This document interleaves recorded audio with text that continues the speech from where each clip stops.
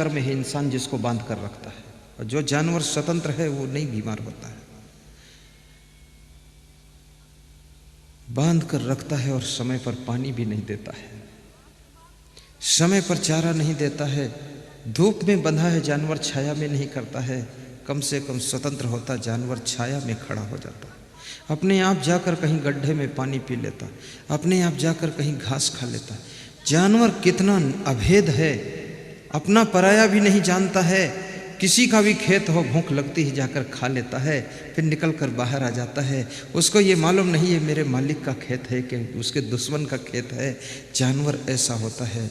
लेकिन इंसान अगर किसी खेत में घुस जाए तो पेट भर कर खाएगा और गठरी बांध कर जाएगा, और दूसरे दिन आकर पूरा खेत उजाड़ कर ले जाएगा। इतना बड़ा चोर है। जानवर से भी गिरा गुजरा इंसान है।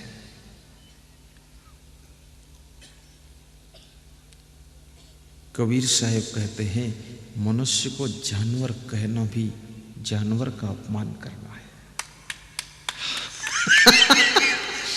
एक बार जानवरों ने मीटिंग किया और ऋषि मुनियों के पास में जानवर इकट्ठे हुए और बोले, मेरा उदाहरण मत दिया करो मनुष्य के लिए, मैं शर्मिंदा हो जाता हूं, क्योंकि मनुष्य हमारे लेवल में बैठने लायक नहीं। जानवर भी नियम का पालन करते हैं। हमारे प्रकृति ने जो रूल बनाया है, क्या रूल है? पहला रूल है कि जो जीभ से चाटकर पानी पीते हैं वे मांसाहारी ग्रुप में होते हैं। जैसे बिल्ली चाटकर पानी पीती है, कुत्ता चाटकर पीता है, शेर चाटकर पीता है, ये सब मांसाहारी ग्रुप। और जो मांसाहारी प्राणी होते हैं वो मांस को कच्चा खाते हैं, पकाकर नहीं खाते। और जो घोंट कर पानी पीते हैं वे शाकाहारी ग्रुप में है। जैसे भैंस घोंट कर पीती है वो शाकाहारी है, उसको मांस तो नहीं खाएगी। गाय घोंट कर पानी पीती है, वो मांस नहीं खाती है। आदमी घोंट कर पानी पीता है परंतु ये मांस भी खाता है। इसने कितना नियम का उल्लंघन किया है। और कच्चा मांस खा नहीं सकता ये, इसलिए पका कर खाता है, क्योंकि मांस इसके ग्रेड का है ही नहीं, इसलिए कच्चा इसको अच्छा नहीं लगता है, तो ये पका कर खाता। ये मूली कच्चा खा लेता क्योंकि मूली इसकी ग्रेड की है, लेकिन शेर को मूली खिलाओ, मूली नहीं खाता हूँ ना, उसके ग्रेड की नहीं है। ये मूली कच्ची खा लेगा, गाजर कच्ची खा लेगा, ककड़ी कच्ची खा लेगा, कलिंदर खा लेगा, ये सब कच्चा खा लेगा, खीरा खा लेगा, और यहाँ तक कि फूल गोभी भी कच्ची खा लेता है, ये टमाटर भी खा लेता है। पकाता नहीं है, जो इसके ग्रुप का है, लेकिन मांस इसके ग्रुप का नहीं, तो इसको पकाकर अच्छी तरह से प्याज वाज डालकर और मीट मसाला डालता है, उसके बाद खा पाता है, नहीं तो ये खा ही नहीं सकता है। और इसका एक सिस्टम और देखिए, कभी कभी आपके दांत से आपकी जीभ कट जाती है या आपके अंदर कुछ खाल कट जाती है तो थोड़ा खून आता है। उस खून को तुम अंदर घूंटते नहीं हो, उसको थूकते हो, या अंदर काटन रख करके उसको शोषित करके फेंकते हो, और पानी में कुल्ला करते हो तब तक जब तक खून निकलता रहता है। खून को, अपना खून भी तुम अंदर घोंट कर नहीं ले जाते हो। धिक्कार है उन लोगों को जो बकरे का खून पी लेते हैं, उनको धिक्कार कहा जाता है। फिर उन लोगों के बारे में भी सोचो आप विचारो, जो गाय का दूध भी पीते हैं, गाय का घी खाते हैं, गाय के दूध की चाय बनाकर पीते हैं, दूध का मावा बना करके पेड़ा, रसगुल्ला, गुलाब जामुन खाते हैं। उसके बाद वे कितने दुष्ट हैं, बाद को गाय को भी खा जाते हैं। उन दुष्टों को क्या कहा जाए? कम से कम इतनी दया तो रखो। तो मांसाहारी लोग कहते हैं आखिर ये होगा क्या? इसका हम सदुपयोग कर लेते हैं, नहीं तो इनका क्या होगा?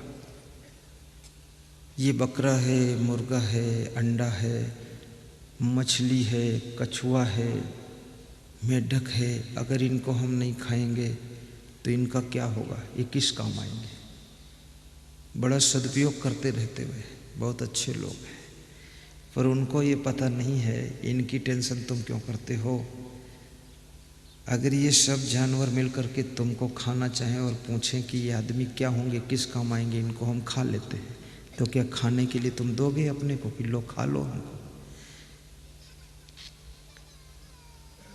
प्रकृति ने मछलियाँ इसलिए बनाया कि जल की गंदगी को साफ करें। कछुआ, मछली, मेढक जल की गंदगी की सफाई के लिए है।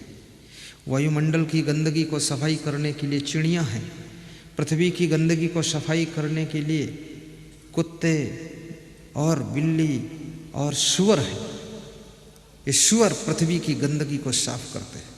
लेकिन याद रखना मेरे भाइयों बहनों, जल की गंदगी तो मछलियाँ साफ करती हैं, कछुआ मेढक साफ करते हैं, पृथ्वी की गंदगी को सूअर साफ करता है और वायुमंडल की गंदगी को चिड़ियाँ साफ करती है। मनुष्य एक ऐसा प्राणी हो गया, इन सफाई करने वालों को ही वो सफाई कर देता है, उनको ही खा जाता है।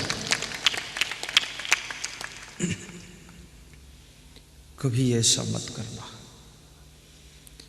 मांस भक्षण करने वाला राक्षस कहा है शिव जी ने उसको।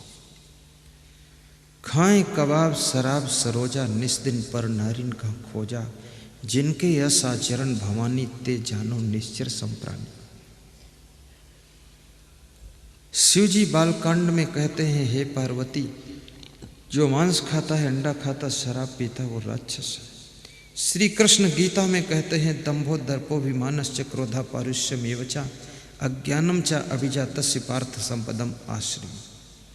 जो दंभ करता है, दिखावा करता है, घमंड करता है, दंभाचरण। कपड़ा तो साधु के पहन रखा है लेकिन असाधु के काम कर रहा है, ये दंभाचरण है। कपड़ा तो सती सावित्री के पहना है और वेश्यालय का काम चल रहा है।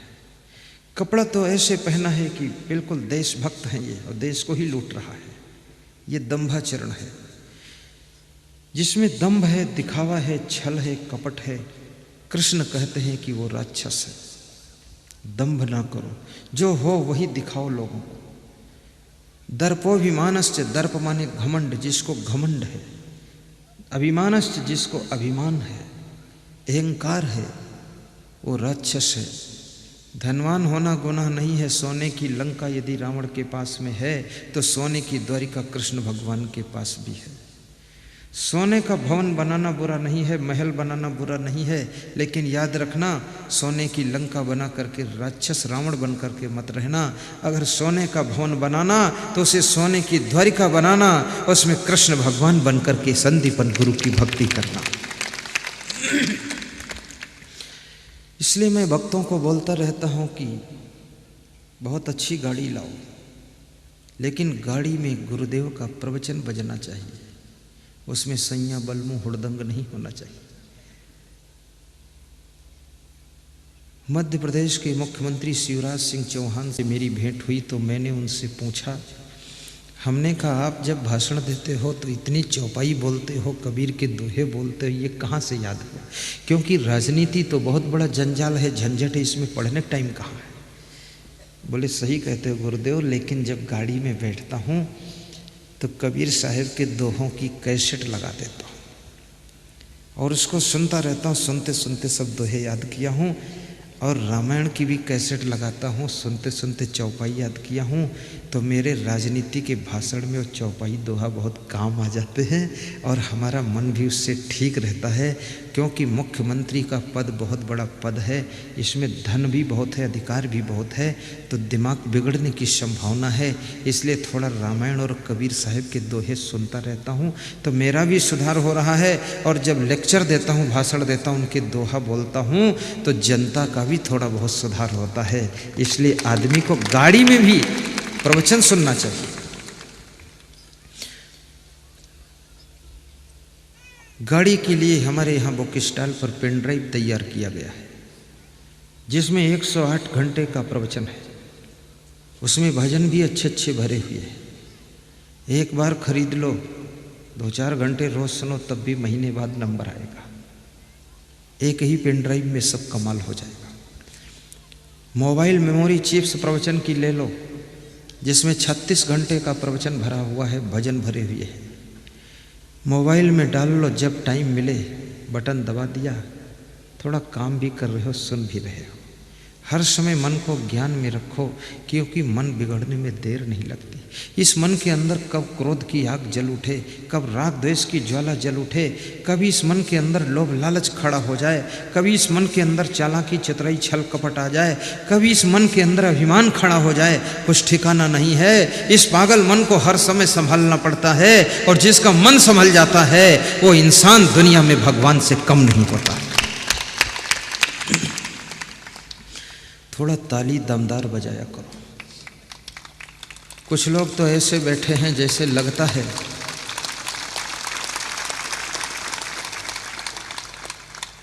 ऐसा लगता है वे खुद भी बेजान हैं और किसी मुर्दा को दफनाने आए हैं।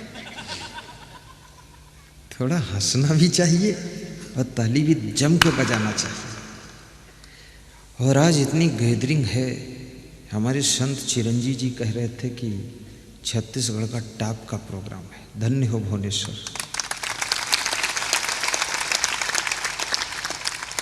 धन्य है तुम्हारी पत्नी रुक्मणी बाई, जिसने रोका नहीं।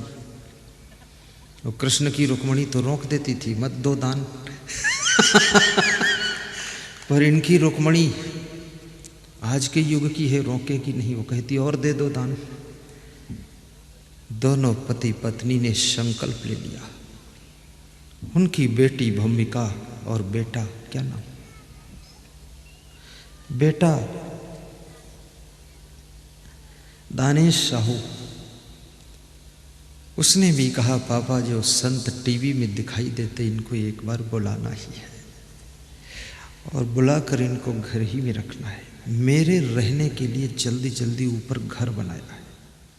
धन्य है ये परिवार जिसने इतना बड़ा संकल्प ले लिया मुझे बुलाने के लिए। बड़े बड़े धनपति भी घबराते हैं कि असंग साहब को बुलाओगे तो बड़ा मामला है कठिन। मामला कुछ कठिन नहीं, बहुत सरल है मामला। मेरा प्रोग्राम नहीं कर सकते हो तो फिर दूसरा कर पाना भी बहुत कठिन है, क्योंकि मेरे साथ में तो बहुत व्यवस्था रहती है।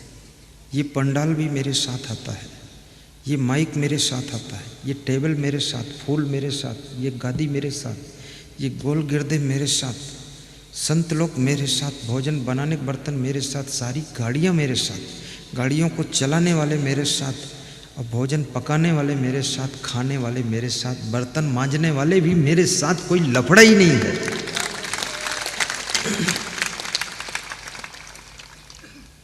और इस सिस्टम को चलाना मेरे लिए तो बहुत कठिन भी है।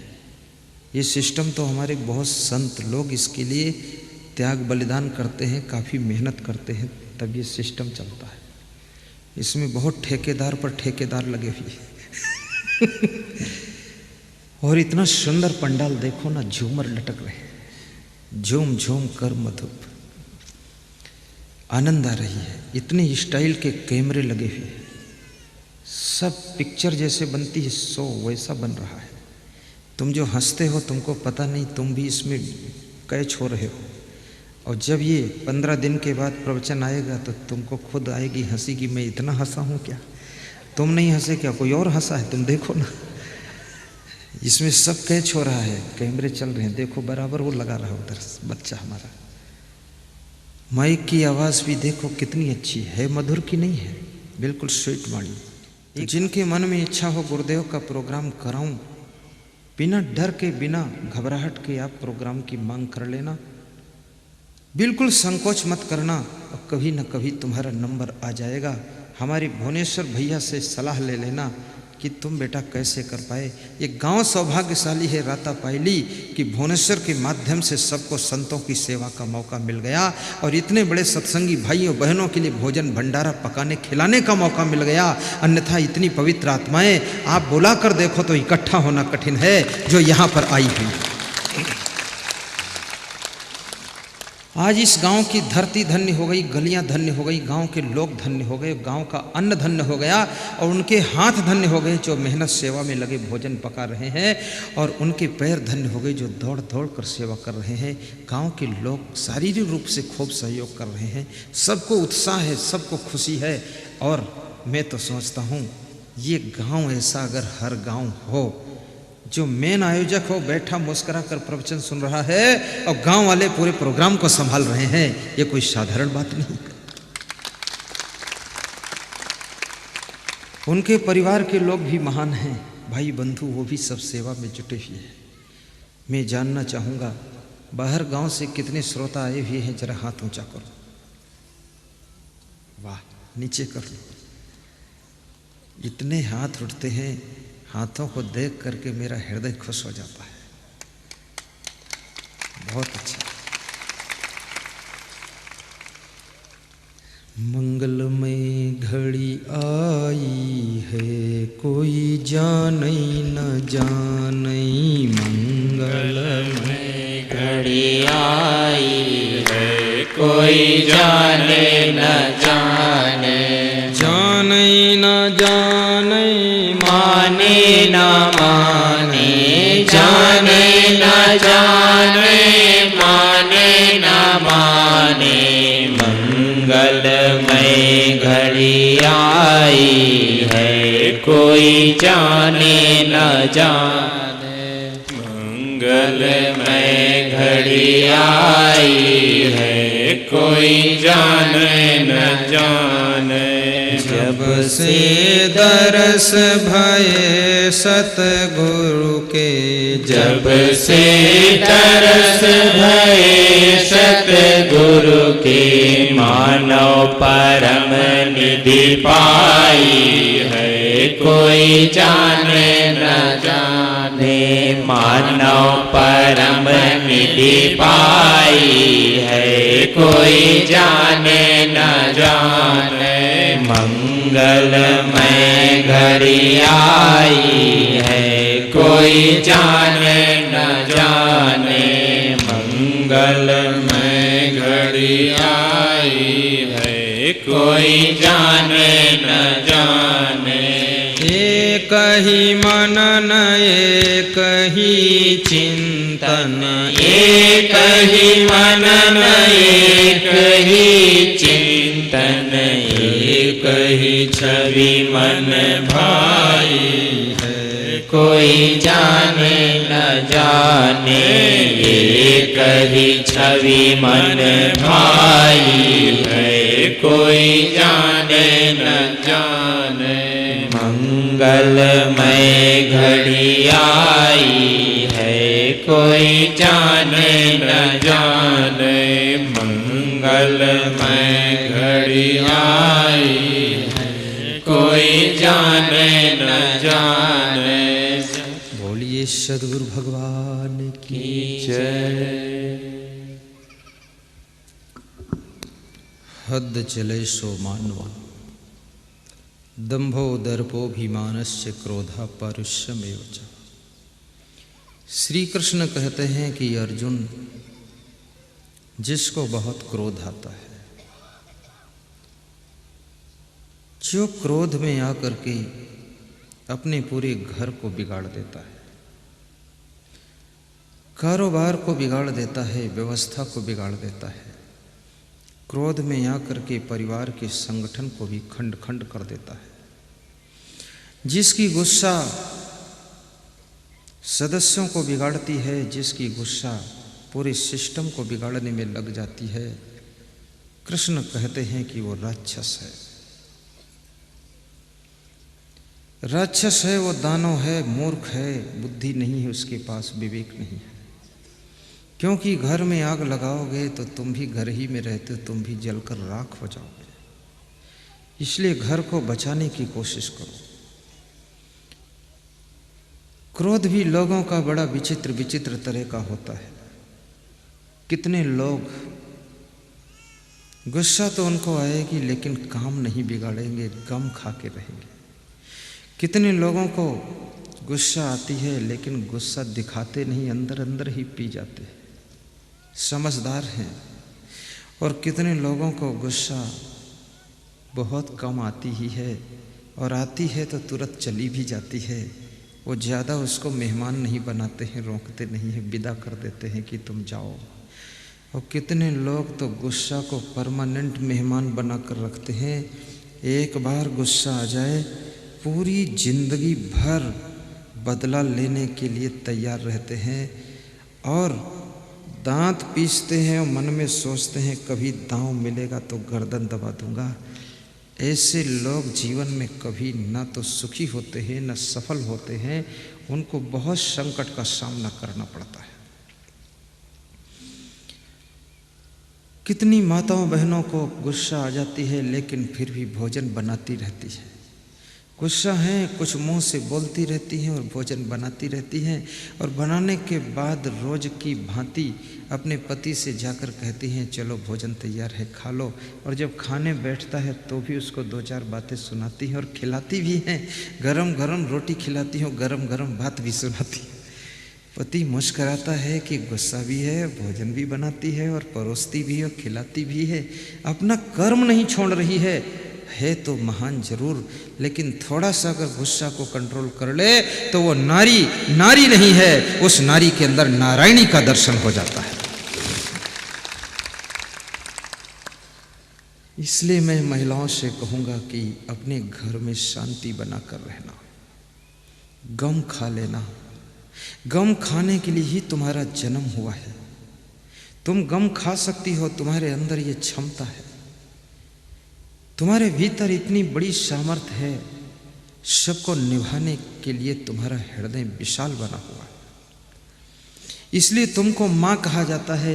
ये पुरुषों को माँ का स्थान नहीं मिला, इनको बाप कहा जाता है, क्योंकि बाप शब्द ही देखो कि बाप इतना खतरनाक है।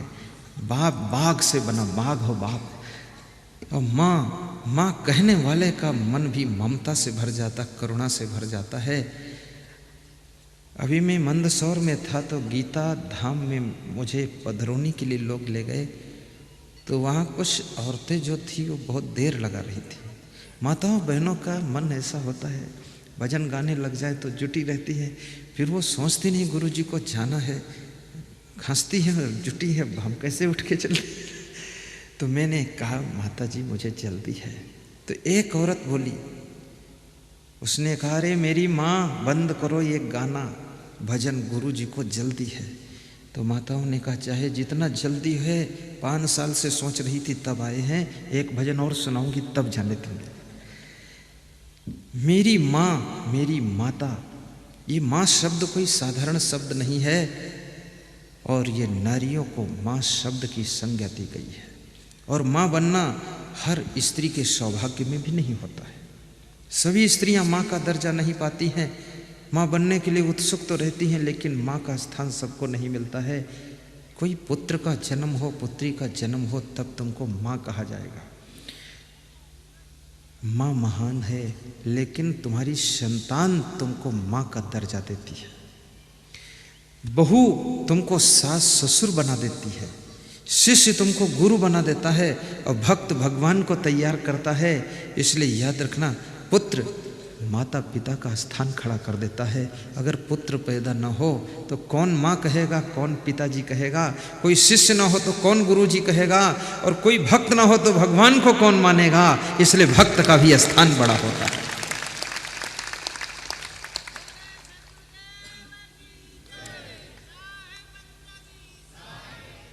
जो हद चले सो मानवा, बेहद चले सो साध। दंभो दर्पोभिमानश्च क्रोधा परुष्यमेव च। क्रोध को काबू करना, किसी को सहयोग न दे सको तो कोई पाप नहीं है, लेकिन उसकी टांग पकड़कर अगर खींचते हो तो बहुत बड़ा पाप है। माता पिता को पानी न पिला सको तो पाप नहीं है, लेकिन कम से कम उनका लोटा चुरा कर बेच न लेना, वो बहुत बड़ा पाप है। उनको खुद पीने दो। सास ससुर के पैर दबा ना सको, कोई पाप नहीं है, न पुण्य है, लेकिन उनके पैरों को डंडे से तोड़ न देना, ये बहुत बड़ा पाप हो जाएगा। उनको अपने पाँवों से चलने दो, जीने दो, सांस लेने दो।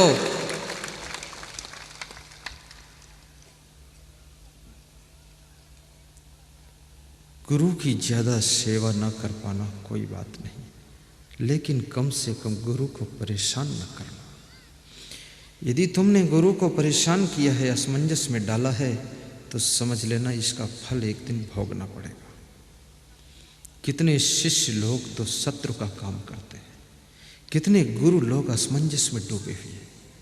अमरकंटक में एक गुरु मुझे मिला तो उसका चेहरा बहुत निराश और असमंजस में था। मैंने कहा कहाँ से आए महाराज जी? तो उसने कहा जबलपुर गीता धाम का महंत हूँ।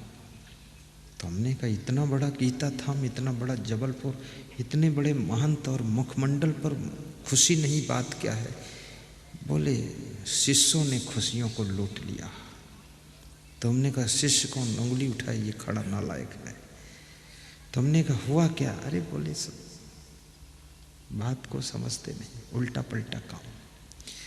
शिष्य बनकर के यदि गुरु को सताया है, तुम शिष्य नहीं हो, शत्रु हो, और इसका फल तुमको भोगना पड़ेगा। गुरु के पास में जो शिष्य गद्दी के लालच में रहता है, गुरु के पास में जो शिष्य उनके आश्रम को हड़पने के लालच में है, गुरु के पास में जो शिष्य इसलिए है कि गुरु की गद्दी पर मैं बैठूंगा, वो शिष्य नहीं है। याद रखना, वो छिपा हुआ दुश्मन ही है। वो गुरु को गद्दी के लिए मार भी सकता है।